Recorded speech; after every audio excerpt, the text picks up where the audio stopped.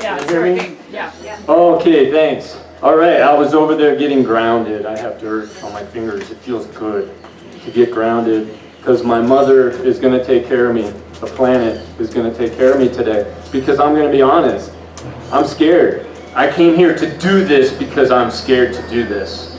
That's punk rock, okay? When we face ourselves. And the thing is, before I get too crazy and carried away, I want to give you what you came here for.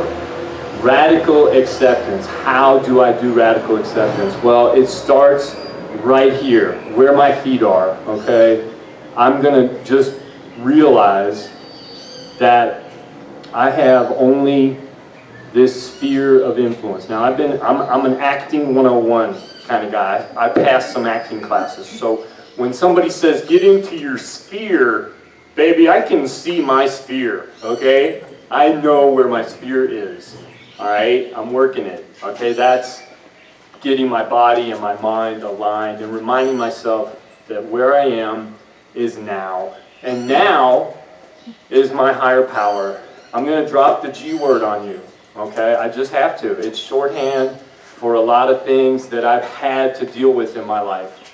So I'm going to try to make you comfortable with that. In other words, it can be expressed as the universe, as the source, as the origin, as Prajna Paramita, as the one, as Ilwan, okay? And I need it. I have to have it. I cannot live without it. And I didn't want to live. And that's what I want to do. I want to paint a picture of what happened.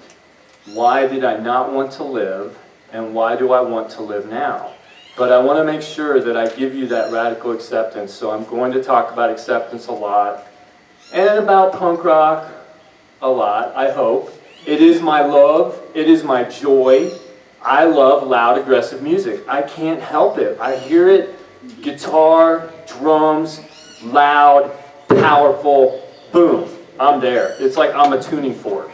And I'm into it, and I'm on the floor, and it's what I do. Okay? So I want to paint this portrait, and I want to set some limits. And those are my limits. I'm going to take us from punk rock to radical acceptance. And it's been a beautiful journey.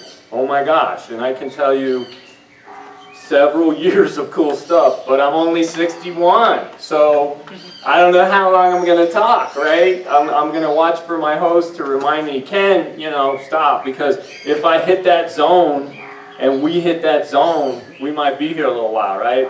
All right. So I was born in 1965. I will start there. Rob Zombie.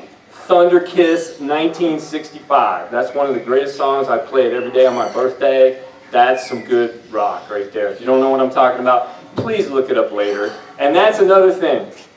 A lot of my friends know me. I say I am a bibliotherapist. That means I love to read books. And you talk to me long enough, and I'm going to say, hey, I got a really good book you should read, So I'm a bibliotherapist. And here's where I want to go through the darkness, the hard parts first, okay? And then, I don't know, it all might be hard. I'm here to do this. I also said in my promo thing, storyteller, performer, poet, okay? I want to give you that. I want to give you that. And I need to know, I'm looking for my tribe. Are there any punk rockers in the house? Can I see some fists? Yeah! You know what I'm talking about. I heard that sound. When I was a kid, I heard that sound of rebellion, of saying, you know what? I am not going to do what you want me to do, even if it kills me. It's like, I'm going to freaking be myself until I can't anymore. And that's what happened to me, okay? I'm happy to put in a plug. I found this beautiful stuff. He-hick water. And I say that, out of my tennis, where I take tennis lessons, and that's another thing, getting outside of our comfort zone, learning new skills, okay, tennis lessons. Where I play tennis, they're like, oh yeah, take one. And I love it because I don't say the name of the place correctly. I say he hick, and that's because I'm from Ohio. I'm a hick. I admit it. Okay? I shucked a lot of corn. Shucks. Okay. I did promise humor. That's what I might have to owe you on. Because my humor, I love it. I'm constantly laughing. And I'm constantly laughing. And the other day I was telling one of my good friends a kind of dark story about why I laugh so much. It's true. One of the times that I tried to commit suicide, I laughed. And that's why I stopped. And ever since then, when I laugh, I write it down. I make a note. And I promised myself, if there's a reason to laugh, there's a reason to live. Okay. Now here's where, go into the darkness with me. Okay? I was relinquished at birth. My mother took me to Ohio, of all places, from where she was living, and she dumped me off. And I went straight into an orphanage. So I know what it's like to be locked up. Just like that. So that's where the animals started getting built. That's where the beast started to live. Okay? And I didn't even know. I was like, everything's great. Everything's fine. My adoptive family is perfect. This is wonderful. But every day on my birthday, 1965, April 7th, I wanted to die. Because somebody should be here who's not allowed to be here. You know who that is. Okay. Now, I did meet her. She told me she loved me. 4 months later, she passed away. Why do I tell you that? Because it wasn't about me. It was about her. She wasn't going to leave here until she found out I was okay. And at that moment, in 2025, when I was 59, I'm probably blowing the numbers, I'm not a math guy, but in that moment, I was okay. I was okay. I could say, Mom, I love you too, and I'm sober, and I'm free, and the police are not outside right now. And that was great. That was beautiful. And yet, that was where, like I said, I'm building this monster. I'm building these chips on my shoulder. Relinquished at birth. Adopted by an alcoholic. And I didn't know this. I'm not kidding you. I was a little kid. I looked just like a little Linda Ronstadt. I mean, I know I'm a guy, mostly, but, it's like, I was cute. I was this cute little, hi, everything's fine. I'm good. I didn't know. I didn't know what was going on. And for 25 years, not knowing and not talking about being adopted nearly took me out. Because on April 7th, when I was turning 25, I was in a motel room in Flagstaff, Arizona with a blade and a wrist. And I was done. I was done with you. I was done with a world that says, no, you don't get to know who you are related to by blood. You don't get to know who your mother is. And we've got laws to keep you away from her. Okay? And now what I know is, that is poetry. That's what I do in my mind. I don't need horror movies.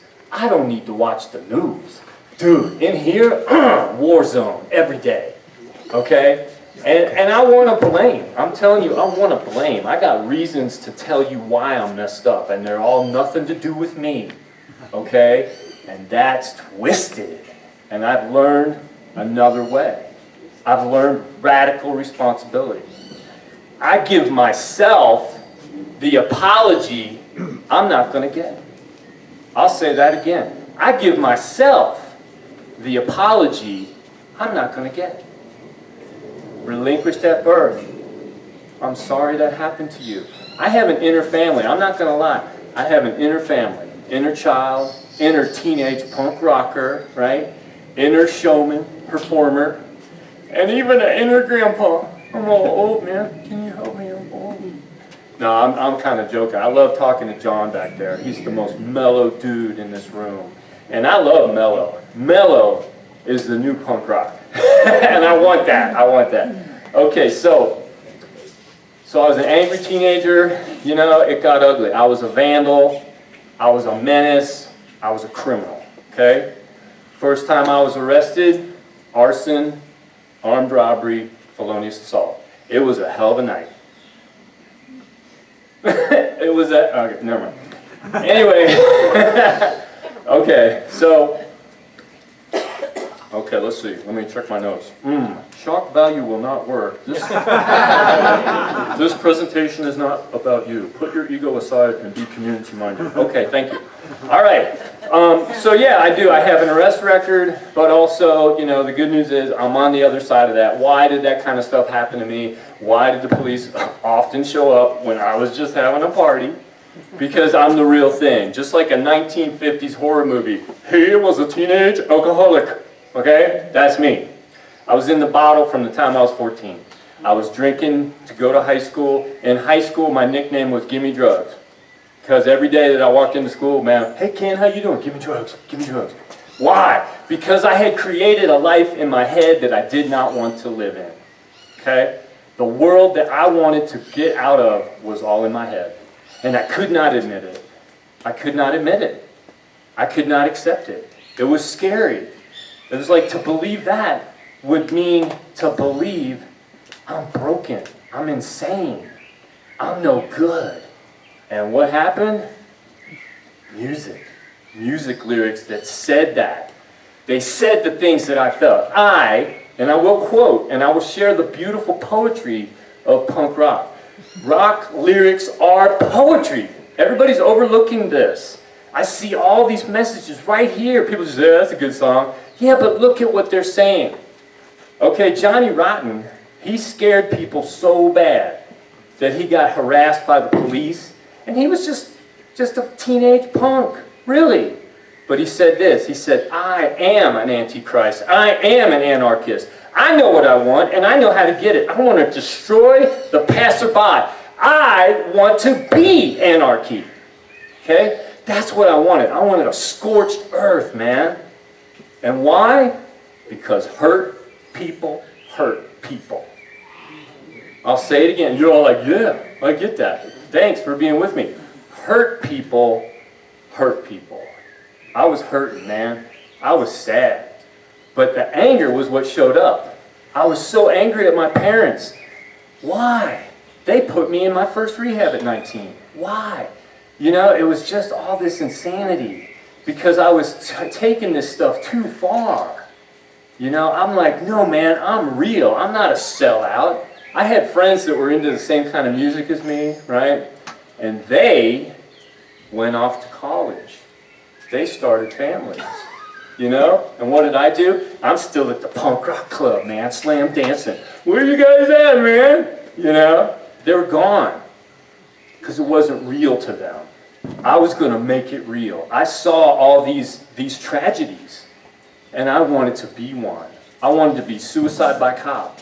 I wanted to go out in a big flame that said, screw this world, okay? How do we get beyond that? How do we get to radical acceptance? Well, it started in about 2008. I hit another alcoholic bottom, okay? And I'm not here to promote or attract any 12-step organization, but I tell you what, I'm a member in good standing of about 7 of them. There you go. Okay, so I did what it took. And I was clean and sober and still suicidal. Okay, what happened there? 10 years sober, broken. Everything still broken. Got into one more broken relationship. Ugliness, sadness, toxicity. Because that's what I knew. My mother was an alcoholic. My father was like ex-Army Reserve, Mr. Jock, Mr. You're going to do it my way or the highway, you know, all that. And it was perfect for this inner punk rocker. It was this amazing barrier to push up against. Okay, and I lived my life trying to spite my father. And I didn't even know him. I thought that he was right wing. I thought he was all this. When I got to know him, when I lived with him and made amends to him for coming at him with a knife in each hand, high as on all kinds of stuff, when I made amends to him and lived with him and took him to his final moment, I was like, what? He's like, yeah, I was actually a Democrat for a while, and then I went, and like, really? So it was like, I just wanted to live on this fuel of hatred without knowing anything. And it's like, please, don't shave my buzz. Don't teach me. Don't inform me. Leave me alone. Barrier. It wasn't a happy sphere of the now. It was a wall. Okay? And I had to break free. I got sober again, and I saw this relationship fail. I saw the suicidal tendencies coming on. And I made a very important phone call, and I will drop a name of one of these 12-step agencies or organizations, Suicide Anonymous. I was at that peak point where it's like, I'm on Google, I'm like, is there a 12-step fellowship for suicidal ideation? Bing, yes there is. Okay, so I admitted to this darkness, okay? And I read some books. I had to read a lot of books because I wanted to earn some letters after my name and make sure that I fit in, and I proved to people I'm not really crazy. I've got a little bit of brains. So I passed a few tests, okay, and I have like a master's in education with a bachelor's in social something or other. I'm a scientist. I really am. My first degree was in science, social science. That's why I experiment in society. I'm here to see what it takes for you to love me or hate me. And I want to know, because I'm extreme. It's just black and white, man. It's either loud, fast, hard, or it's like, Muzak, or something like that. So, oh, that's good. Yeah, punk rocker, man. He's spilling water on himself. So I met a guy called Alfred Adler. Alfred Adler, the punk rocker of the big three. Okay, Vienna, Carl Jung, Sigmund Freud, and Alfred Adler. And I wanted to be Freudian. I loved it. I'm like, yes, you're right, Freud. My relinquishment and my adoption has set me up to be this broken person who really should just get a special check from the state so that I don't have to work. Thank you, Freud. And Alfred Adler said no. Alfred Adler said, your past is over. It's done. It's not affecting you now. And I love that. I'm dropping these names. I go to a wonderful fellowship called Codependence Anonymous, because that's my first addiction, was codependency. I'm lost. I'm dumped off. I'm in this orphanage. I meet these strangers. I'm dying for love and validation. I will do anything to please you so you don't throw me away. I had a panic attack. My first panic attack, we're going way back, maybe 5 years old. I'm sitting in the back seat of my parents' car and I'm screaming and crying. What's the matter? They're coming to take me away. Just like that crazy song. But I was like, they left me. They must be going to come back.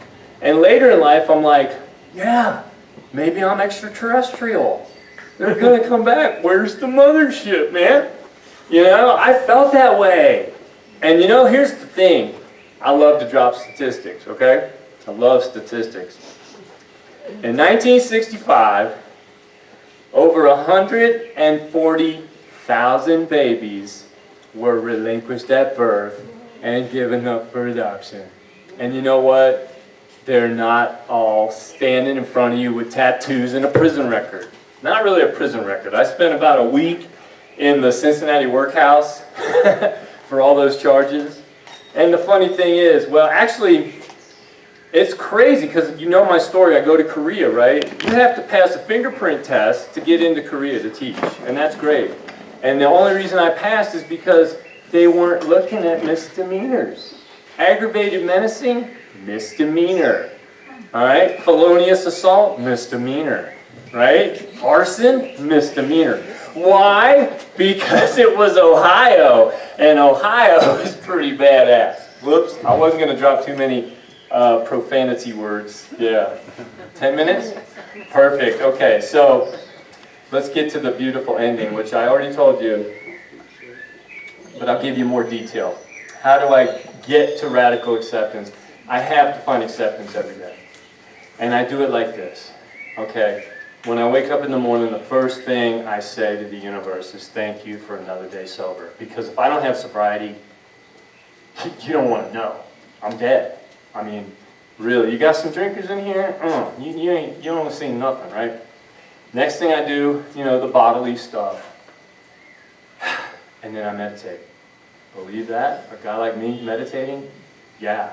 Because when I heard the call of Joe Dispenza, okay, I'm dropping names. I was just like, I listened to this dude for a minute, and he's changed a little, and that's okay. But I'm like, man, another day goes by and I'm not meditating, I'm wasting my life. That's how serious meditation is. And I would love to talk with you more about it, because it just works for me. It really works for me. And all this 12-step stuff, the spiritual principles work for me, okay? So I thank the universe, I do some other kind of prayers or spells or whatever you want to call it, and then I meditate, okay? And then I journal. And the first page of that journal is inner child, inner punk rocker. All the anger, all the darkness, dump it. Dump it on the front page of a notebook. And this, and yeah, and no, right? Turn it over. What's the solution? The solution, because I choose this solution. I chose this solution. Universe, source, I give this to you. This is what I believe. I believe I can do what I want to do. I believe that I can be okay. I believe in this positive self-talk. And that's another thing. It's absolutely 100% beautiful to talk to yourself as long as you know what to say. And there's a wonderful book called What to Say When You Talk to Yourself. And that's in my bibliotherapy. Now I want to get to this before I close. I think I've covered everything, and we're going to give you time to ask me questions.